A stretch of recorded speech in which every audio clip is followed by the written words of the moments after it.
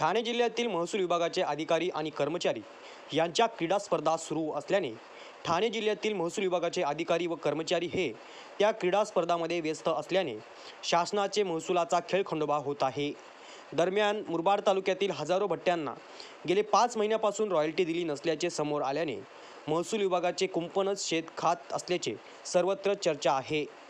महसूल विभागाला गौण खनिजाच्या माध्यमातून मिळणारा महसूल हा शासनाच्या तिजोरीत जमा केला जातो।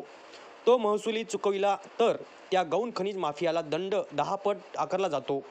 परंतु मुरबाड तालुक्यातील हजारो वीटभट्टी मालकांनी ऑक्टोबर 2024 पासून वीटभट्ट्या सुरू केल्या आहेत। मुरबाड तालुक्यातील ग्रामीण, शहरी व औद्योगिक भागात वाढणारे नागरीकरण व त्यासाठी होणाऱ्या बांधकामासाठी लागणारे डबर, खडी, रेतीची खुलेआम वाहतूक होत असताना विटांचा भाव देखील वाढला आहे।